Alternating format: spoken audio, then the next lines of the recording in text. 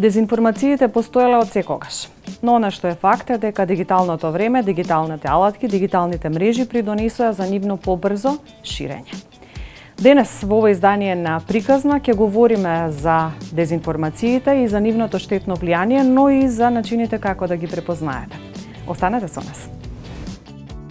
Информациите се значаен ресурс кој што пренесува знаење. Дезинформациите се информацијски нарушувања кои може да наштетат свесно или несвесно.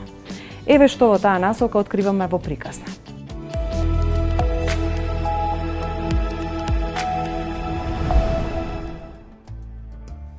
Дезинформациите се еден од клучните предизвици со кои се соочуваме во дигиталната ера. За пропагандата и пропагандистите секој глобален настан е шанса за влијание врз јавноста. Сега кога дигиталните алатки се во игра, ова станува се посериозен проблем.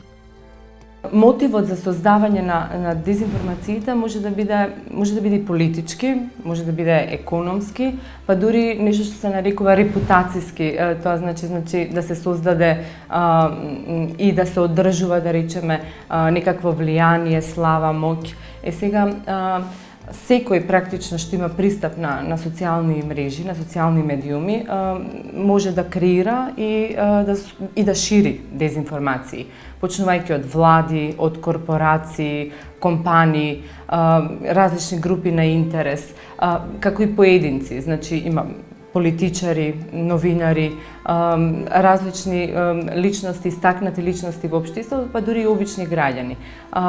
Изминатиот период во Македонија, нашите истражувања, барем тоа што го покажуваат, е дека дезинформациите се создаваат кога се случуваат некакви клучни политички моменти или пак во ситуации на криза како што беше пандемијата. Дигиталната ера, глобалната мрежа интернет и социјалните мрежи придонесоа за забрзано ширење на дезинформациите. Експертите се погласно насочуваат дека конечно сите треба да го поставиме гласно прашањето што се наметнува. Како технологијата ќе придонесе за решавањето на овој општествен и глобален проблем? Дезинформациите придонесоа за клима на силна недоверба и скептицизам кон институции, политичари, бизнис и влади.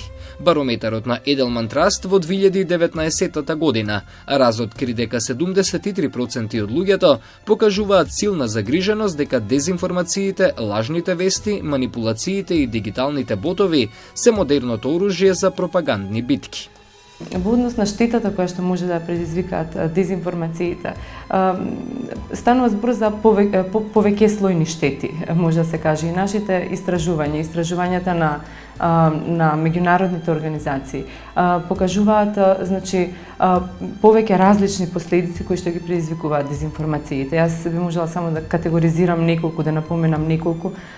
Еве, например, поларизацијата на општествата. Значи, дезинформациите имаат потенцијал да поттикнат поларизацијата на општествата. Значи, од друга страна пак овозможуваат и наблегување на дворешни влијанија во внатрешната политика на државите. Идеолошки и фактички, дезинформациите се користат за пораст на политичката поларизација, како кај нас, така и глобално во светот. Тоа е така не само во последниот период, туку веќе подолго време. Ефектите од дезинформациите можеме да ги гледаме врз основа на индивидуално ниво и врз основа на една колективно општествено живење или целокупно општество. Што значи ова? Сите ние во животот носиме одлуки. Тоа зависи денеска како ќе се облечеме, зависи од метеоролошката прогноза што ќе видиме. Дали ќе се вакцинираме против ковид, исто така ја заснуваме таа наша одлука врз основа на одредени информации кои што сме ги прочитале. За кого ќе гласаме на следните избори, кој ќе ни биде градоначелник, исто така нашата одлука е заснувана на одредени случувања што ги следиме или по различни канали. Така што тие наши одлуки во иднина си ги трпиме последиците од тоа што ќе го направиме. Меѓутоа, сите овие случувања и носење одлуки од индивидуално ниво, гледано во еден поширок контекст, се присликуваат во целокупното општествено живење. Дезинформациите може да доведат до војна, етничко насилство, да ја загрозат стабилноста и безбедноста на некоја земја. Тие би можеле да станат мокно оружје на автократските влади за дезинформирање и подчинување на граѓаните, со што можностите за злоупотреба се застрашувачки. Дезинформациите практично може да потикнат и некои порадикални процеси, како што е, например, онлайн насилството, со што се нарушува нечи углед, нечија репутација. Справувањето со дезинформациите или фабрикуваните вести дефинитивно не е едноставна задача. Низа истражување укажуваат на фактот дека одредени поединци се поподложни од другите во поглед на прифаќањето на теориите на заговор или друг вид лажни вести, па дури и кога тие се противречни. Но од тоа зависи дали самите дезинформации подразбираат поединецот пред се, кога ќе биде изложен на различни видови информации, да поседува одредена критичка свест за да уме рационално да препознае која е целта на информацијата што стигнала на овој или оној начин на нашите телефони, на нашите различни извори на информирање. Постојат повеќе техники, меѓутоа и постојат еден куп курсови ресурси, нели, каде што тоа може да се како сите ние можеме да се едуцираме, меѓутоа едноставната формула е дека треба да ги проверуваме и едноставно да вклучиме наш едноставен разум, дали тоа што го читаме под еден дали е точно, да видиме кои извори се користени внатре, да ја споредиме таа информација, да излеземе од тој нашиот информативен меур, што се вели, кој што на некој начин ни покажува дека склони сме да бараме информации кои што се во согласност со нашите мислења, па на некој начин несвесно си бараме подкрепа на она што си го имаме како наше внатрешно убедување. И едноставно да бидеме малку скептични кон се оно на кое што наидуваме. Во 2016 година, истражување кое е направено на Универзитетот Стенфорд ја тестирало можноста за разликување на вистинските написи од лажните вести. Податоците од ова истражување се фрапантни. Тие откриваат дека интернетот ја елиминира потребата за детекција на фактите. Повеќе од 80% на испитаните студенти верувале дека спонзорираните вести се вистински вести. Алармантен е фактот дека на 30% од студентите тврделе дека дезинформација е поверодостојна, само поради известни графички моменти кои биле доживеани како клучни. Изминативе години дезинформациите се создаваат со многу голем интензитет и тоа на глобално ниво и затоа придонесува и развојот на социјалните мрежи. Едно истражување на престижниот универзитет MIT покажало дека лагите се пренесуваат и многу подалеку и многу побрзо отколку вистинските содржини, отколку вистината. Така што 70% дури е поверојатно една лажна содржина да биде, например, ретвитната, отколку што ќе биде ретвитната една вистинита содржина. Човекот никогаш не создал толку феноменална инфраструктура како телефонот, смета научникот Роланд Морено, која пронеде паметната картичка. Интернетот е евидентно феномен, кој е истовремено социјален, технички и комерцијален, но и податен за дезинформациите и нивното брзо и лесно пласирање до јавноста. Интернетот е автопат на информации и дезинформации. Позитивната употреба на технологијата која создава безбедни и ефективни практики е клучна во превенција од злоупотреба на технологијата. Многу е важно уште од најрана возраст да можеме овие вештини практично да може да ги стекнат децата од најрана возраст. Затоа сметаме дека е важно и ова што го нарекуваме медиумска писменост, ова се основните концепти практично на медиумската писменост. Многу е важно таа медиумска писменост да се внесе во формалното образование. И тоа ние како Македонски институт за медиуми заедно со неколку организации тоа што го работиме изминатиот период. Се обидуваме медиумската писменост да внесеме во формалното образование. Меѓутоа, тоа што мислам дека е особено важно е секој од нас да има една мала доза на резерва кон сите информации што стигнуваат до него од различни извори.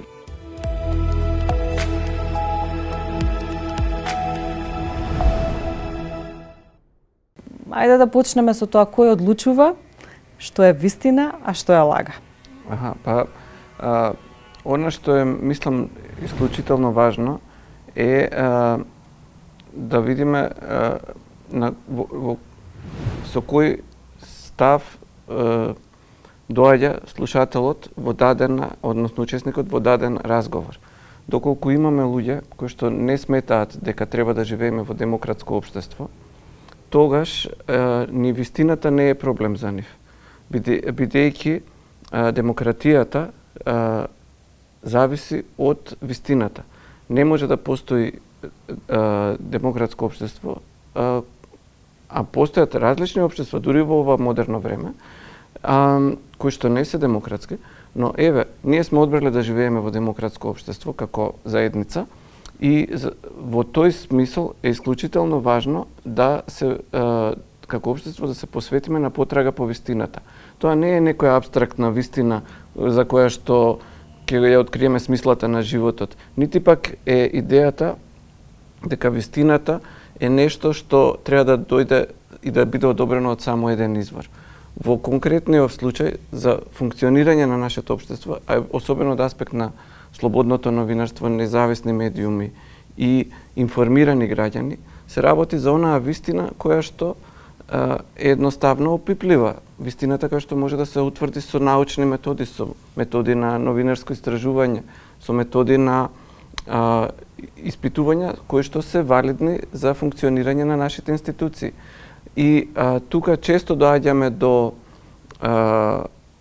како да кажам, некои лажни дилеми, дека особено од оние кои што сакаат да сеат магла, од оние кои што сакаат да релативизираат се, дека не можело да се најде вистината, затоа нема потреба ни да ја бараме. Да, не може да се најде апсолутната вистина која е смислата на универзумот или слично, но барем не во овој момент или со овој капацитет што го имаме сега, но може да се најде вистината дали некој ја кажал лага или изнел точни информации во врска со конкретна ситуација што влијае на нашиот живот. Например, ако имаме заразна болест од која што е смртоносна за одреден дел од населението, тогаш е јасно што треба да се направи во тој момент, да се дадат вистинските информации, а не да се шират дезинформации кои што можеби некому му одговараат за да прибере пари од наивни, како да кажам, жртви, да се представи како некаков исцелител или пак како политичар кој што ќе извлече некоја политичка корист, ќе се смили на некоја група граѓани кои што не име нешто популарно или име. Долго време истражувате во врска со дезинформациите. Последното истражување е неодамна. Што велат податоците?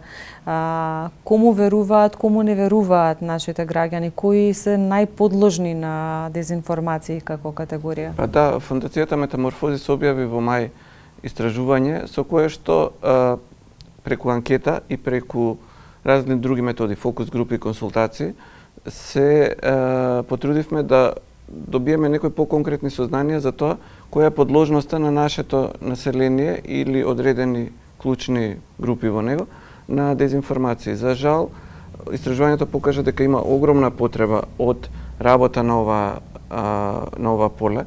Има огромна потреба на граѓаните да им се овозможи да дојдат до вистинските информации и да се стекнат со вештини со кои што тие ќе може да се одбранат во случај кога дезинформациите ќе ги нападнат преку разни средства. И исто така, она што за прв пат при вакви истражувања го утврдивме кај нас е дека кај граѓаните не само што постои веќе свест за потребата од заштита од дезинформациите, што во минатото не беше толку изразено, веќе станува дискусијата за постоењето на дезинформации и нивниот ефект претходно беше маргинализирана. Не беше дел од најголем дел од јавниот простор. Сега веќе постои и се јавува барање кај граѓаните да се направи нешто на таа тема, да се подобри ситуацијата, бидејќи особено верувам со ковид пандемијата ги чувствуваме сите последиците на дезинформирање. Слично можеме да забележиме дека и во сферата на политиката, а особено на безбедноста, дезинформациите играат огромна уништувачка улога, уништувајќи ги, да речеме, прво надежта во позитивни промени, а потоа и правење на реални обструкции во политичките процеси, чија што крајна цел е да донесат полза за сите граѓани. Штетите кои што може да ги предизвикаат дезинформациите може да бидат опасни и краткорочно и долгорочно. Може да не засегнат и лично нас како општество и како поединци. Да, а и ова што го утврдивме со истражувањето е дека граѓаните бараат и од медиумите поголема одговорност. Значи, на тие анкети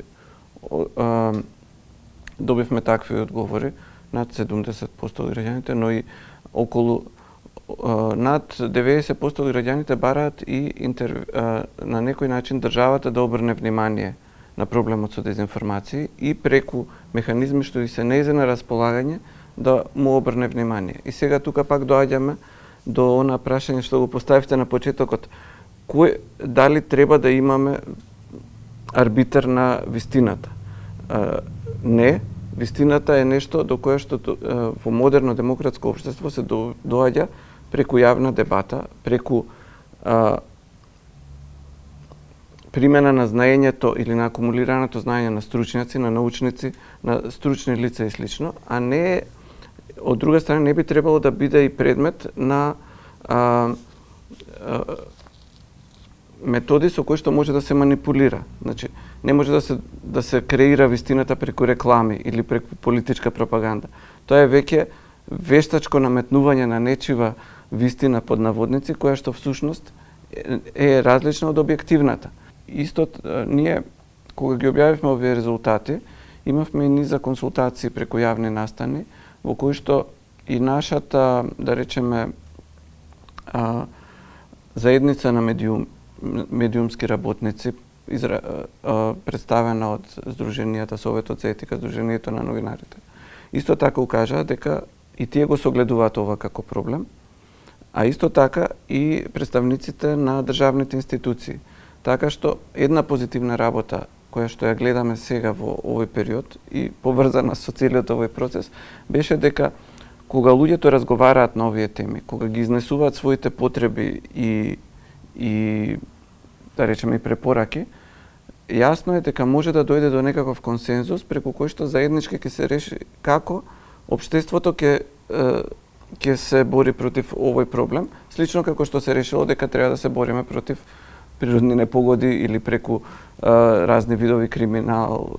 Колку во таа насока поединците луѓето сваќаат дека и тие може да придонесат во поглед на процесот на дезинформации, во смисла ако се знае дека имаме нарачател, ако се знае дека имаме тој кој што ги продуцира, ги изготвува, имаме и луѓе кои што ги шират. Значи ние ако сватиме, дали сваќаме дека и ние можеме да имаме улога во тој процес, дека треба да бидеме поодговорни во превземањето и пренесувањето на различни информации, дека треба да ги провериме пред да ги споделиме. Да, тука имаме секако дека личната одговорност е многу важна и таа треба да се негува и личните способности, бидејќи живееме во свет кој што исто така постојано се менува, со новите технологии, со новите политички и други случувања, ние цело време треба да учиме да не само како да користиме нови алатки, како не знам некоја апликација или интернет како целина или било што друго,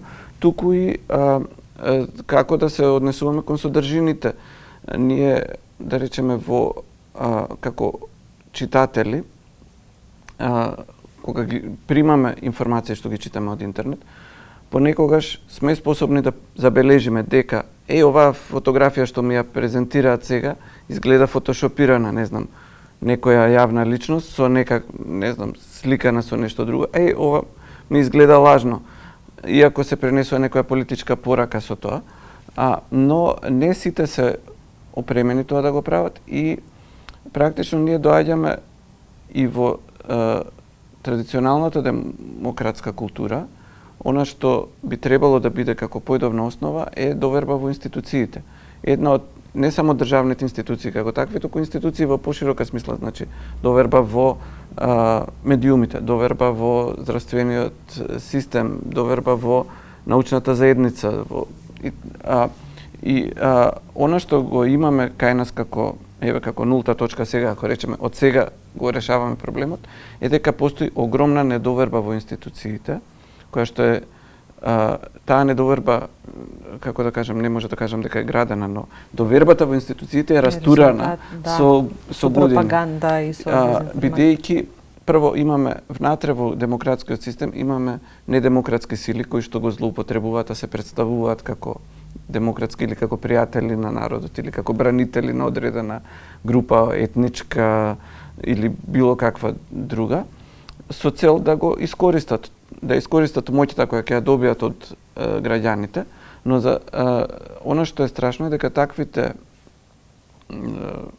ликови или ентитети или организации функционираат не само преку ширење на дезинформација, туку и преку ширење на преку некои сродни методи кои што би можеле да ги, вака грубо да речеме, дека тоа е ширење на страв, ширење на недоверба кон било кој друг, представување на себе си како спасител, а сите други како предавници, непријатели и така натака, со што оневозможуваат и самото општество да се развива понатака.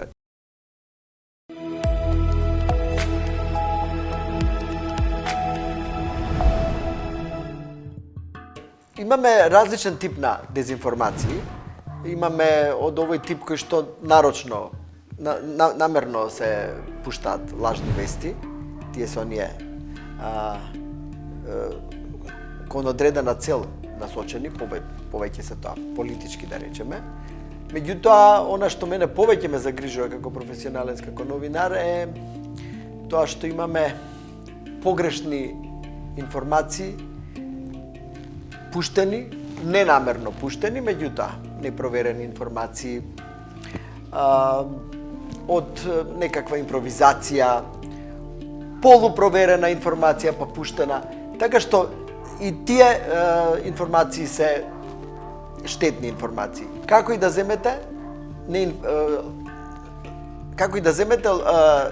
погрешна информација секогаш може да предизвика штета. Посебно во ова време кога ги имаме овие социјални мрежи, посебно во ова време кога се надпреваруваме во дигитализацијата, многу е тешко да се борите против овие лажни информации. Различни се целите. Главната цел е да се постигне нешто за себе. Дали е тоа политички, дали од економски, дали на некој да му се направи некоја штета. И тие се оние најлошите, да речеме, најзлобните ширење на дезинформации. Повторно ќе се вратам на ова другото. Некои информации немаат цел. Дезинформации немаат цел. Едноставно направени се од незнаење, од брзање, од недоволна проверка. Јас би рекол дека таа цел е многу понекогаш лукративна. Например, ако се пушти на веб портал да се соберат повеќе кликови, па тие кликови да ви генерираат евентуално повеќе сообраќаи што ќе ви донесе повеќе реклами, а многу често и за да се биде пред другиот, нели во новинарството, па сега се тепаме кој ќе биде пред другиот, меѓутоа тука исто така се прави голема штета. Така што пак правам разлика помеѓу намерна дезинформација и дезинформација направена од грешка. Значи, намерната дезинформација е дури некојаш и добро платена, пуштена, насочена кон одредена цел. А оваа другава е она кон која што мислам дека полесно би можеле и да се избориме. Мислам дека многу лесно може да се научи, меѓутоа луѓето се сега врзани на мобилните телефони и едноставно сите имаат работа. Не се сите професионалци, не се сите новинари или не се сите насочени кон одредена област. Тука едноставно вака ви пролетува информацијата на мобилниот телефон додека скролате и не обрнувате внимание колку лажни вести или колку непроверени вести, колку вести од непроверен извор ви влегуваат во главата и потоа влијаат на вашите ставови. Инаку, ние како професионални новинари, кои што јас на пример цел живот се бавам со новинарство, знам да ги препознавам лажните вести. Првата работа е, на пример, да го проверите изворот. Дали изворот кој што е цитиран во текстот е релевантен извор. Значи не може, на пример, за информација за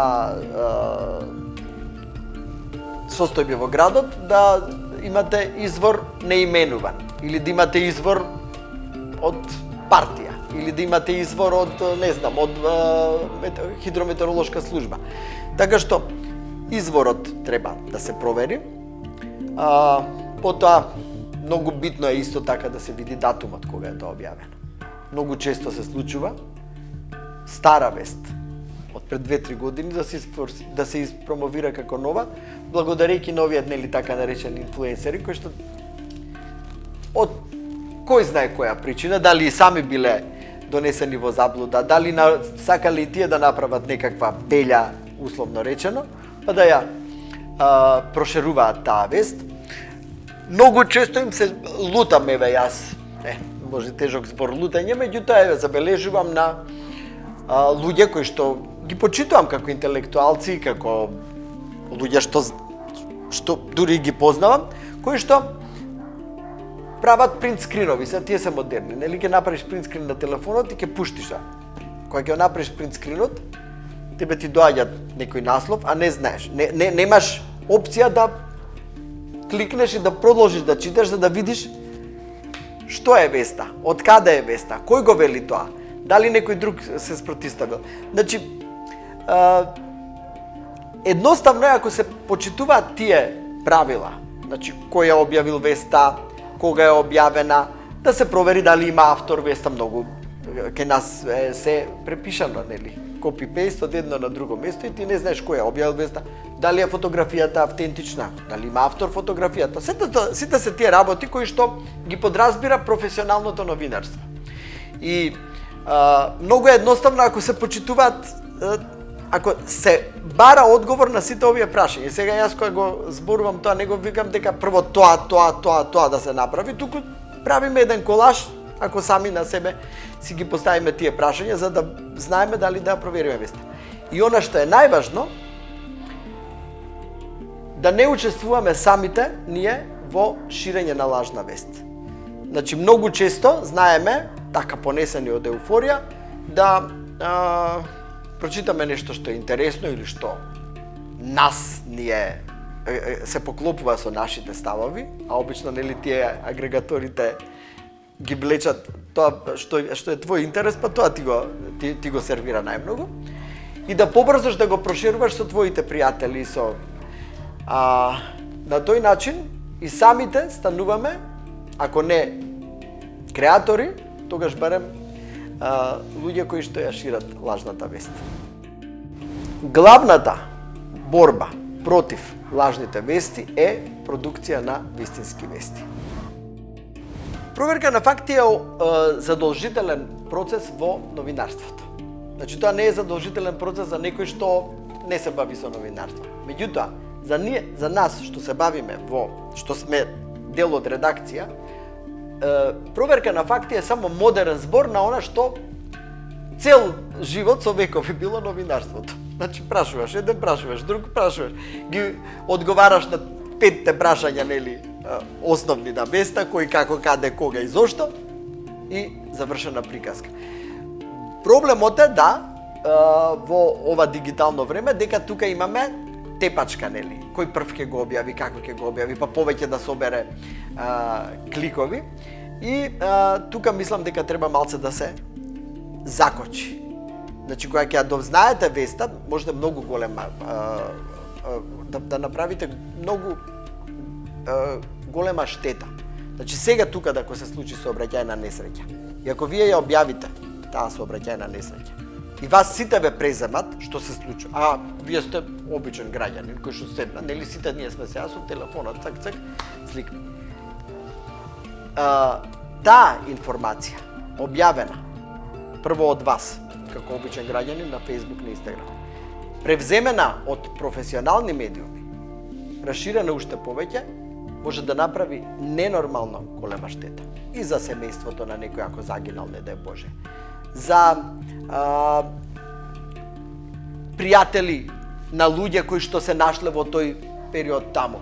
И сме имале такви случаи многу и затоа барем ние, колку и да се тркаме некогаш да бидеме први, ексклузивни и слично, она што е нели во душата на новинарството, тоа те копка од внатре, сепак има ситуација која викаш почекај, дај да ги провериме работите, дури потоа ќе ги објавиме, бидејќи многу поголема штета се прави кога ќе објавите непроверена информација. Не сакајки, не е намерно, не сакајки, меѓутоа се прави голема штета. Имавме случај, на пример, не знам дали се сеќавате, кога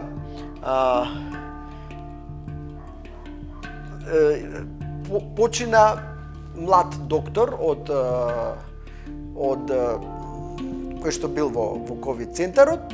Во првиот момент тој удрил со колата во дрво и во првиот момент некој граѓанин го сликнал тоа го превзеле многу сериозни медиуми, еве да речеме, кои што рекле дека пијан возач се удрил на Рузвелтова, се качил на тротоар, за после 3 часа вистинското новинарство да провери, да се јави на, мислам, многу едноставно, ќе се јавиш во брза помош, ќе се јавиш во ургентен центар, ќе се јавиш во полиција и ќе дознаеш дека тоа не бил пијан возач, дека тоа било сообраќајна несреќа предизвикана од несреќниот доктор на кого што му се сложил. Така што и тука се прави она, значи објавено со се регистарска табличка. Значи тука правите една паника и кај луѓето кои што се блиски и сеете некаква недоверба дека еве повторно пијан возач усмртил и слично. Така што па имате тука луѓе кои што живеат, нели, деца одат на школа, едно, друго, трето. Вие кои кога го видите тоа е проширено, одма правите вознемирување и кај една широка публика. Зошто? Само затоа што непроверено сте пуштиле нешто, а може да се провери. Не е нешто, да речеме, тешко некое истражувачко новинарство, кај што ние сега ќе ги отвориме Panama Papers. Прва одговорноста е на тој што ја нарачува. Сега обично тие што ја нарачуваат не можат ни да се откријат. Ама уште поголема одговорност на тие што ги шират информациите. Секој од нас може да даде личен придонес во битката за совладување на дезинформациите во поглед на влијанието кое што тие го имаат врз секој од нас поединечно, но и врз сите нас како општество. Во таа насока би сакале малку да споделиме податоци како алгоритмите придонесуваат за брзо ширење на дезинформациите на дигиталните мрежи.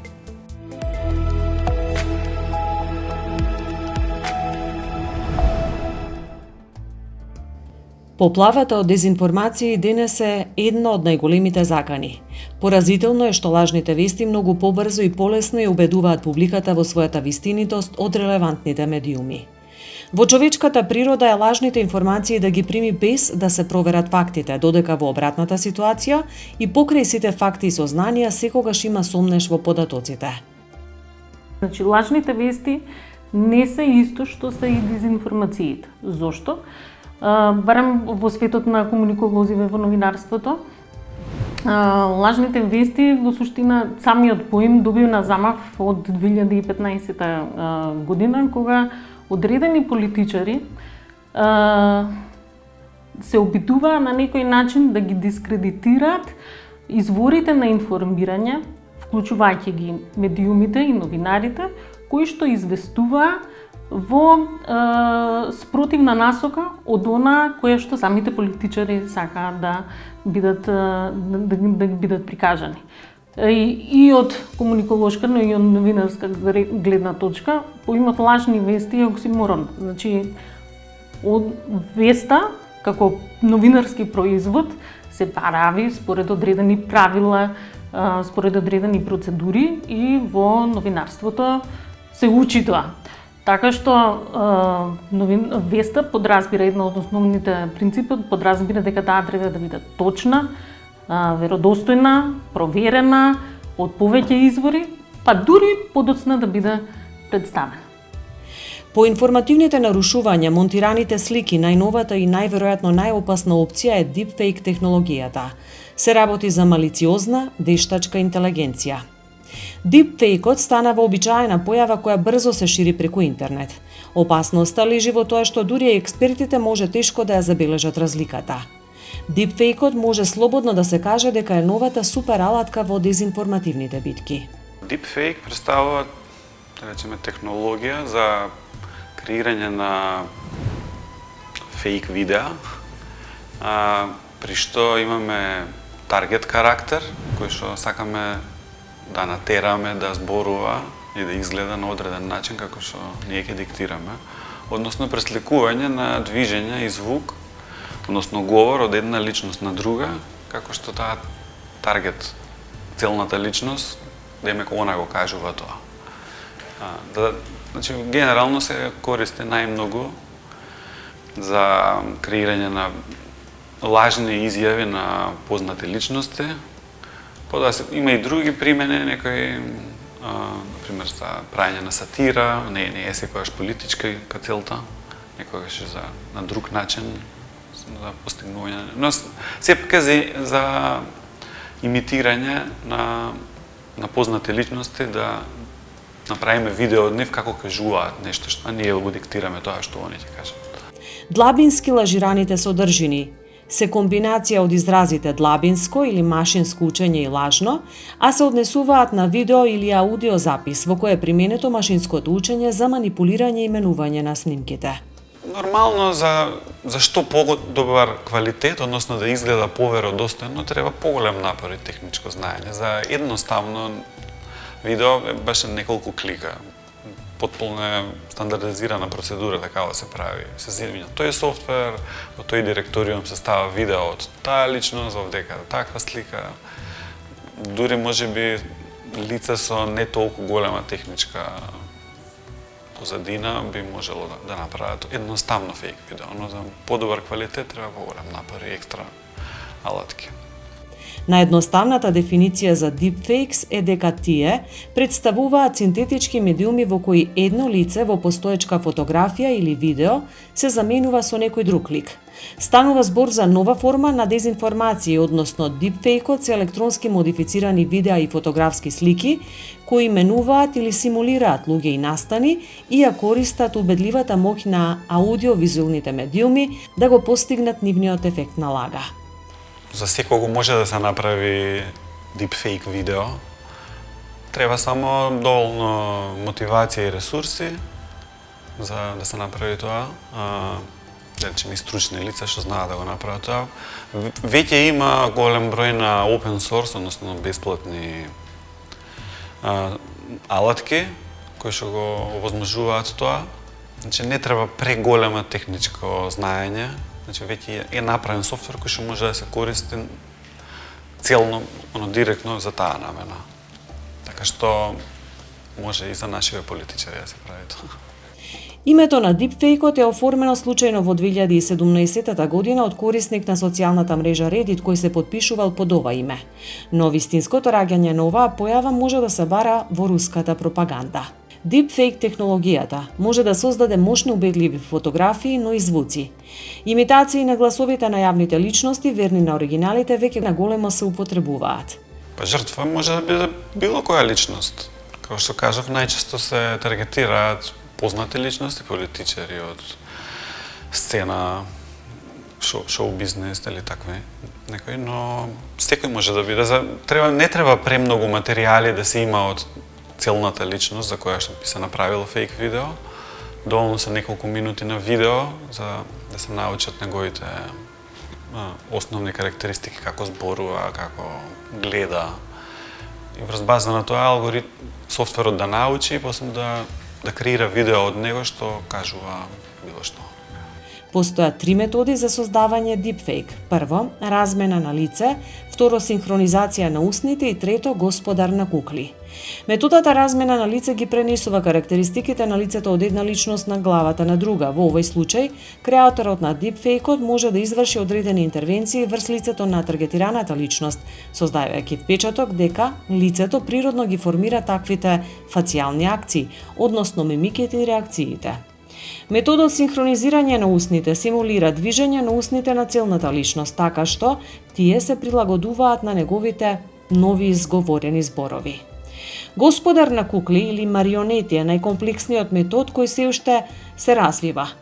Овој метод вклучува манипулација со лицето на личноста во видеото при што целосно електронски се манипулира со движењата на лицето. Синтетизирањето опфаќа промена на гласот, вклучително и сите движења на лицето. Манипулациите тешко се забележуваат затоа што движењата на мускулите на лицето се во целосна хармонија со движењата на устата. Единствено остануваат очите како се уште недопрена форма за манипулација. Најчесто се шокантни или необични работите што ќе ги кажат актерите кои што се направени со deepfake видео. Најдобро е да се провери истата информација и на други извори, да речеме поверодостојни. Ако сме го нашли ова на Facebook, на Twitter или на некој поне толку познат news сайт, тоа што ќе го видиме таму, одма да не го шеруваме или да кажуваме кој што направил кажал, да го верифицираме и на други места. Тоа е, мислам, дека најдобрата алатка за нормален конзумент на информација. А иначе им постојат пософистицирани технички можности за да провериш одредено видео дали има луѓе што се специализирани во тоа да со гледање на видеото да знаат да забележуваат одредени ствари. Како што е за потписи кога дали е фейк или не, дали е на тој човек или не е на тој човек. Така што зависи за кој е конзументот, колка е мотивацијата за да се одреди. Дали. Поради брзиот развој на технологијата, препознавањето на дипфейкот ќе биде многу отежнато. Технички можности постојат, но тука дополнително ќе треба напор да вложи конзументот на видеата. Односно, да речеме, кога би се креирало некое видео, дигитално да се подпише од оригиналниот продуцент на видеото, така што тој после конзументот кога го гледа видеото, да може да го верифицира дигиталниот подпис дека ова видео не е именувано од некој или дека е директно од BBC, да речеме, или од МТВ или од некој. И на тој начин да се осигура дека ова што го гледа е реално. Доколку нема такво нешто, те треба да се користат дополнителни софтвери кои што анализираат дадено видео и ќе одредат дали е правено со deepfake алатки или не. Тоа го користат бајади во Facebook и во Google за да колку толку да ги филтрираат видеата што се постираат за мисинформација, дезинформација. Секако во оваа насока ќе се користи вештачката интелигенција, па така како што таа ќе се користи за нивно создавање, ќе биде употребена и во нивна детекција.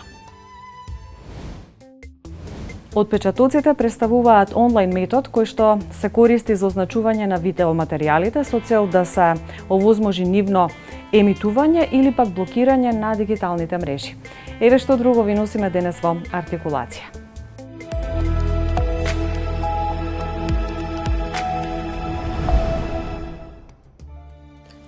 Дигитален отпечаток се сите интернет информации кои се оставени случајно или намерно.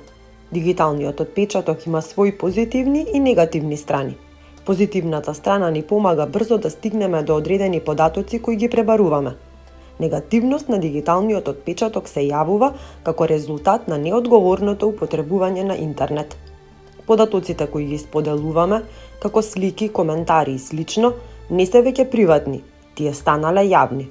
Личните податоци преку оваа мрежа често се случува да не се добро заштитени, што ги прави ранливи и податни на злоупотреби.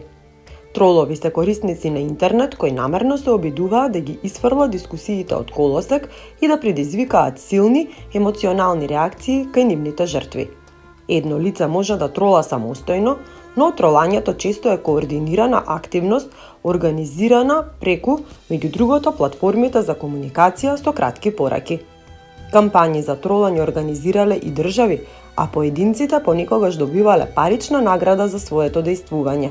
Доксинг се однесува на процесот на собирање и објавување лични податоци како што се адреси, уверенија, електронска пошта и кореспонденција на интернет со цел да се предизвика штета. Честопати лицата што се предмет на доксинг кампања се подложни на дополнителни закани или насилство, вклучително и вознемирување преку телефон или физички напади во нивните домови.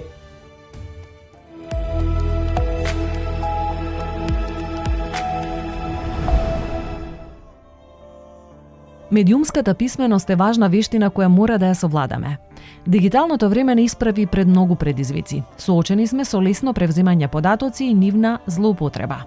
Дали може да се заштитиме? Да, можеме, но треба да знаеме како.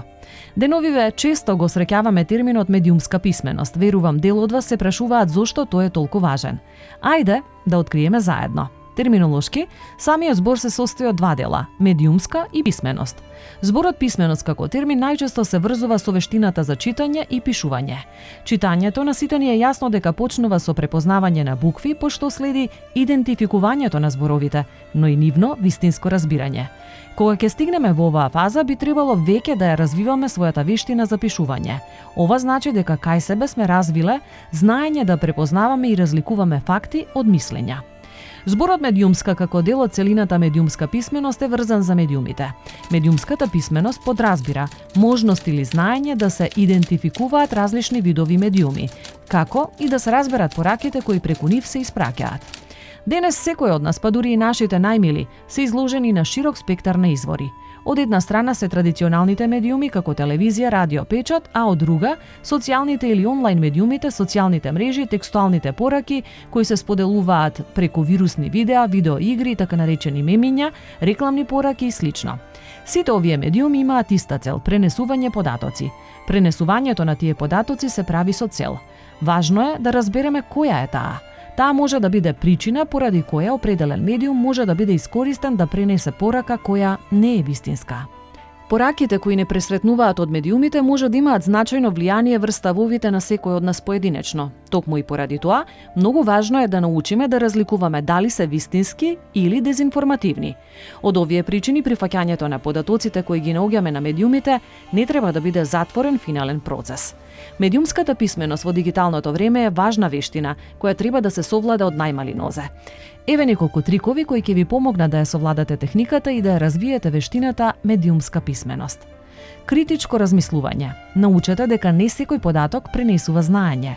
За да тоа се случи, податокот мора да биде системски обработен, истражен и анализиран. Само во тој случај пренесува знаење. Ова значи развивање на вештина за разликување факти од мислења. Научете да ги користите информациите мудро. Медиумската писменост ќе овозможи да научите дали информациите кои сте ги нашле се кредибилни или не. Мудрото користење на информации ќе ви помогне да избегнете да бидете уловени во мрежата на огласувачите, кои ги користат медиумите за да пласираат податоци со кои ги продаваат своите производи. Идентификувајте гледната точка на авторот на информацијата. Сите ние имаме своји гледишта. Пронајдете ја таа на авторот за да го сватите вистинскиот контекст. Научете медиумите да ги користите одговорно. Препознајте дали медиумите работат професионално или пропагандистички. Ова е особено важно. Не дозволувајте да станете плен во пропагандните цели. Идентификувајте улогата на медиумите од аспект на културата. Медиумите често се обидуваат да пренесат пораки кои се озборување наместо истражена и верификувана информација. Не дозволувајте да ве заведат со озборување. Информацијата е аналитички обработен податок и само така пренесува знаење. Медиумската писменост е многу важна, да ја совладаме сите за да оневозможиме да бидеме заложници во нечија агенда од интерес.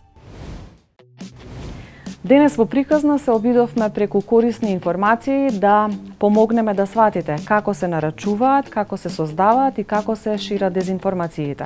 Нашата цел беше да ви помогнеме да станете поодговорни и да знаете како да се одбраните во иднина во овој процес на ширење на дезинформации, затоа што и вие може да бидете медиум, а медиумите имаат одговорна улога. Затоа треба да бидат внимателни и да спречат ширење на невистини. Довидување.